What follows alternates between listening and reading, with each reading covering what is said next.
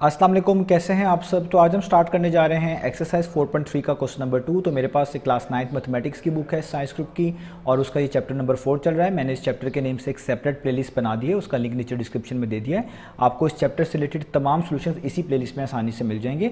अगर इसके बाकी सोल्यूशन में आप इंटरेस्टेड हो तो इस चैप्टर की प्लेलिस्ट का लिंक नीचे डिस्क्रिप्शन में से देख सकते हैं। आपको डिस्क्रिप्शन में मेरे फेसबुक पेज का लिंक भी मिल जाएगा। अगर आपके कोई क्वेश्चन है या सजेशन है मेरे वीडियो कंटेंट के हवाले से, तो इस फेसबुक पेज के थ्रू आप अपने क्वेश्चन को, सजेशन को मुझ तक पहुँचा सकते हैं। तो आइए स्टार्ट कर लेते हैं क्वेश्चन नंबर 2 को। तो क्वेश्चन नंबर 2 की स्टेटमेंट लिखी हुई है सिंप्लीफाई। तो पार्ट नंबर 1 से लेकर पार्ट नंबर 5 तक इन सब पार्ट्स को आपने सिंप्लीफाई करके दिखाना है। सिंप्लीफाई का आप इजी मीनिंग ये समझ लें कि इन पार्ट्स में जो भी नंबर्स हैं जिनके एलसीएम आप फाइंड आउट कर सकते हैं, जिनमें कुछ कॉमन आ सकता है, जिनमें कोई कैंसिलेशन हो सकती है, वो तमाम प्रोसेस आपने करके दिखाना है और आंसर एक ऐसी फॉर्म में आपने कोट करना है जिसमें मजीद किसी भी किस्म की कैंसिलेशन या मजीद किसी भी किस्म की सिंप्लीफिकेशन जो है ना हो रही हो। उसी को हम फाइनल फॉर्म या सिंप्लीफाइड फॉर्म बोलेंगे। तो आइए स्टार्ट करते हैं इसके पार्ट नंबर 1 से।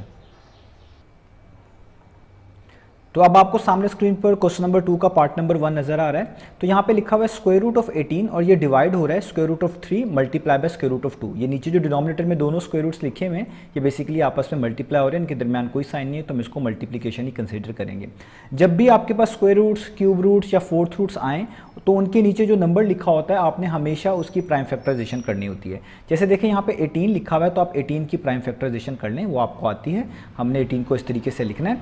तो 18 2 पर डिवाइड होता है, हम लिखेंगे 2 9 टाइम्स 18 होता है। 9 भी 3 पर डिवाइड होता है, हम लिखेंगे 3 3 टाइम्स 9 होता है। और 3 भी 3 पर डिवाइड होता है, हम लिखेंगे 3 1 टाइम्स 3 होता है। तो ये इसकी प्राइम फैक्टराइजेशन कहलाती है, क्योंकि यहाँ पे जितने भी नंबर्स आते हैं इसके फैक्टर्स के तौर पर वो प्राइम होते हैं। तो आपने क्या करना है, जो पहला आपके पास ऊपर लिखा हुआ है स्क्वायर रूट ऑफ 18 उसकी जगह पे उसके प्राइम फैक्टर्स को प्रोडक्ट फॉर्म में लिख देना है, यानी इन्हीं फैक्टर्स को जो यहाँ पे निकाले हैं। तो आप इनको लिख लेंगे 2 टाइम्स 3 टाइम्स 3। तो देखिए मैंने सबको इस तरह प्रोडक्ट फॉर्म में लिख लिया। अब जो नीचे आपके पास नंबर्स हैं वो आप देख सकते हैं वो प्राइम नंबर हैं। 3 भी प्राइम नंबर है, 2 भी प्राइम नंबर है। तो इनकी प्राइम फैक्टराइजेशन करने का कोई फायदा नहीं है, क्योंकि वो वापस यही नंबर आपको वापस आंसर के तौर पे मिल जाएंगे।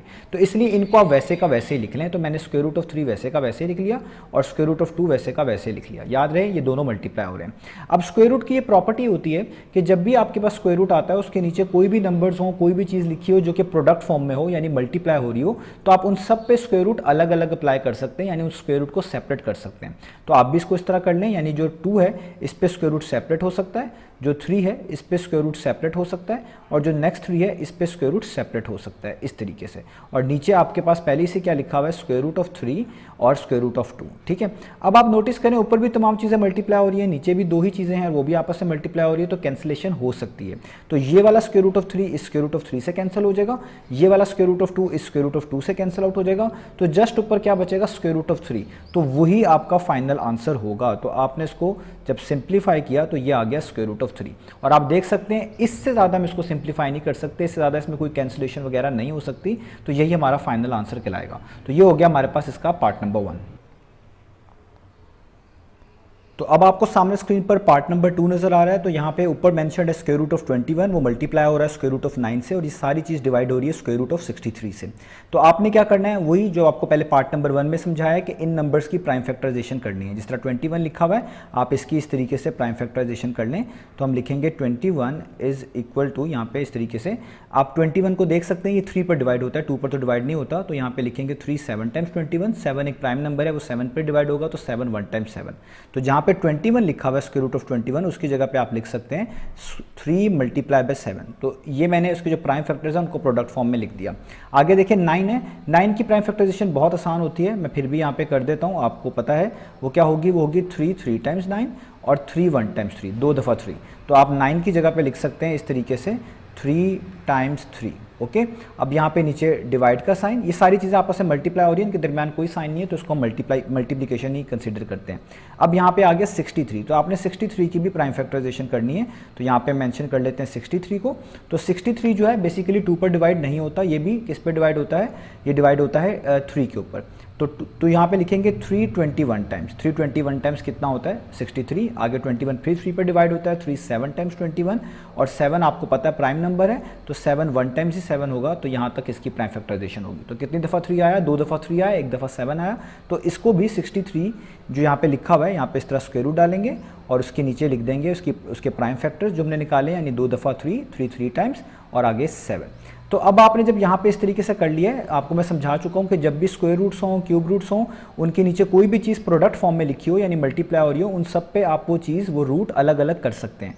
यानी स्क्वायर रूट ऑफ 3 टाइम्स 7 है तो उसको आप लिख सकते हैं square root of 3 multiply by square root of 7, separate कर सकते हैं। इधर 2 दफ़ा स्क्वायर रूट 3 है तो इसको भी आप इस तरीके से सेपरेट कर सकते हैं जिस तरह मैंने पहले पार्ट में समझाया।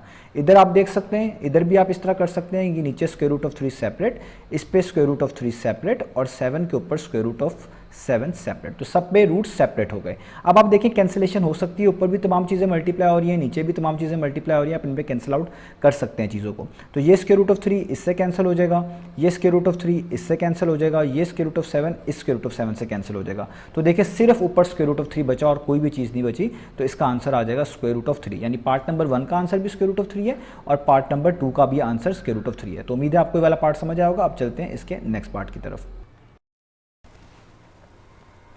तो अब आपको सामने स्क्रीन पर पार्ट नंबर 3 नजर आ रहा है। तो पार्ट नंबर 3 में लिखा हुआ है 5th root of 243 multiply by X raise to power 5 multiply by Y raise to power 10 multiply by Z raise to power 15।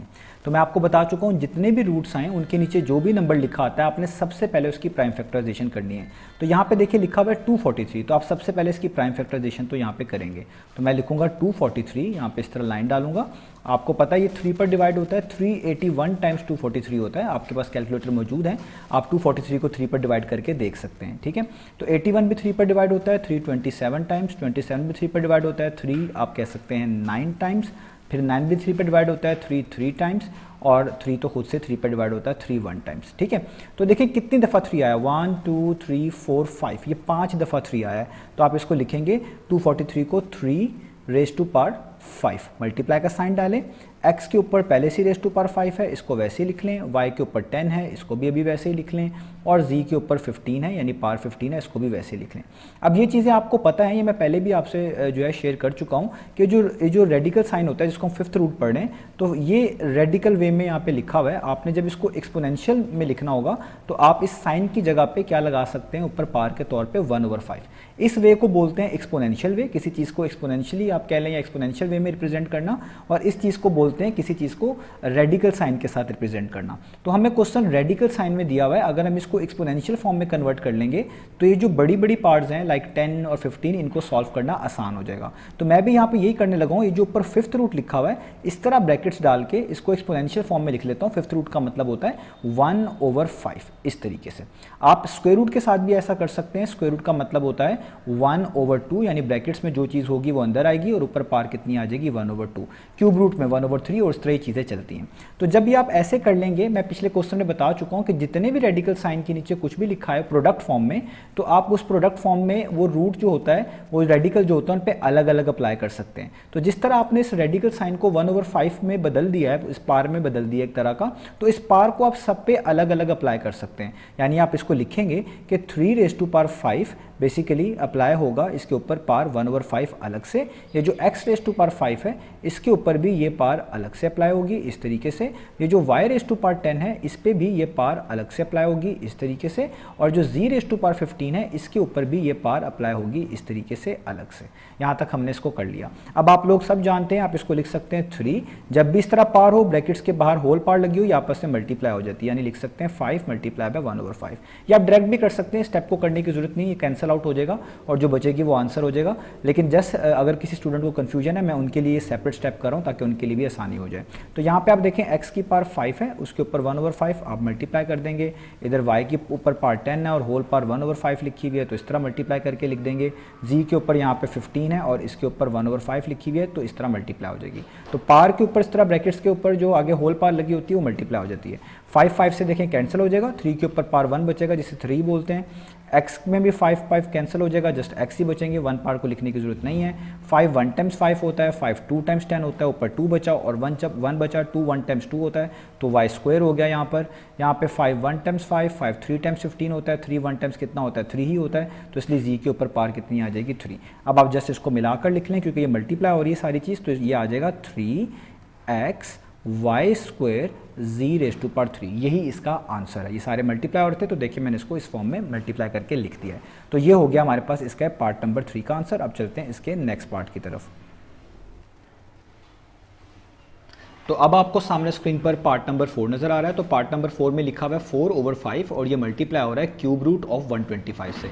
तो जो रूट्स आ रहे हैं उनके नीचे जो नंबर है पहले इनकी प्राइम फैक्टराइजेशन आपने हमेशा करनी है। तो हम यहाँ पे लिखेंगे 125, क्योंकि इस नंबर के एंड पे 5 आ रहा है तो इसका मतलब है ये 5 पे डिवाइड होगा। आप जानते हैं 5 25 टाइम्स कितना होता है 125, 5 टाइम्स कितना होता है 25 और 5 1 टाइम्स कितना होता है 5, यानी 3 दफ़ा 5 आया आपके पास। तो आप इसको इस तरह लिख सकते हैं 4/5 multiply by cube root of ये कितनी दफ़ा 5 है, 3 दफ़ा 5 है, तो आप इसको लिखेंगे 5⁻3। जितनी दफ़ा होता है वो ऊपर पार के तौर पे लिख दिया जाता है, आप लोग जानते हैं। अब आप जिस तरह भी मैंने पिछले क्वेश्चन में आपको बताया कि कोई भी चीज़ रेडिकल फॉर्म में लिखी हो तो इसको आप कन्वर्ट कर सकते हैं एक्सपोनेंशियल फॉर्म में। ये रेडिकल फॉर्म में लिखा हुआ है, अगर आप इसको इस तरह लिख लेंगे तो भी बात एक ही है, यानी 5⁻3 ब्रैकेट्स और होल पार कितनी आएगी 1/3। तो क्यूब रूट को लिख सकते हैं 1/3, स्क्वायर रूट को लिख सकते हैं 1/2, फोर्थ रूट को लिख सकते हैं 1/4। इस फॉर्म से इस फॉर्म में कन्वर्ट किया जा सकता है। ये आपकी चॉइस है कि आपको जिस चीज़ में आसान लगे आप उस तरह उसको कर सकते हैं। आप इसको इधर भी डायरेक्ट भी कट कर सकते हैं। तो ये स्टेप्स कर लेना ज़्यादा बेहतर है, इसलिए मैं आपको यहाँ पे करके दिखा रहा हूँ।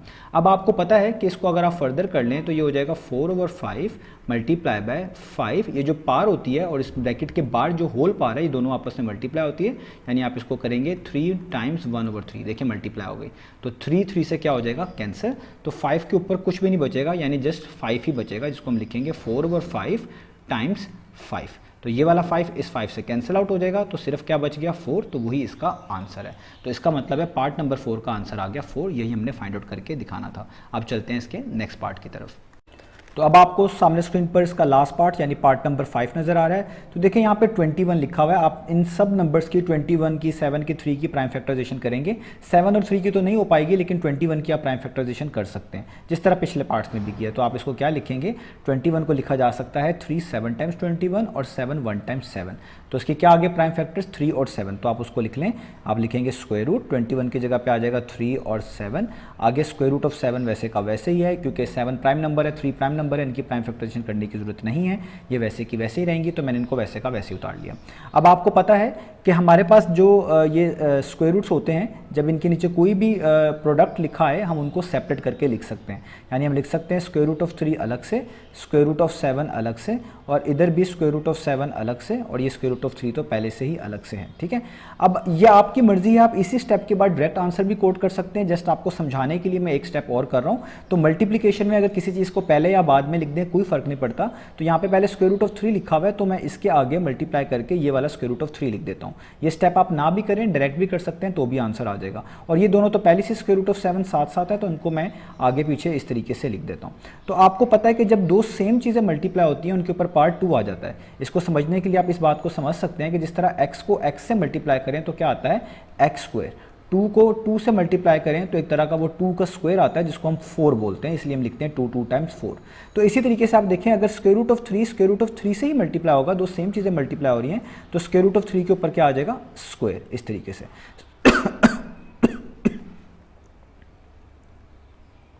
और स्क्वायर रूट ऑफ 7 से मल्टीप्लाई होगा, दोनों सेम है, तो आप लिख सकते हैं स्क्वायर रूट ऑफ 7 का स्क्वायर। और ये सब चीज़ें आपको पता है कि स्क्वायर रूट से कैंसिल आउट हो जाएगा, यहाँ पे जस्ट बचेगा 3, इधर भी स्क्वायर रूट से कैंसिल आउट हो जाएगा, यहाँ पे बचेगा 7। तो 3 7 टाइम्स कितना होता है, वो होता है 21। तो हमारे पास इसका आंसर आ गया 21। तो इस तरह ये हमने लास्ट पार्ट भी सॉल्व कर लिया, इसका आंसर है 21। तो उम्मीद है आपको ये सारे पार्ट समझ आए होंगे। इंशाल्लाह नेक्स्ट वीडियो में मिलेंगे बाकी सॉल्यूशंस के साथ।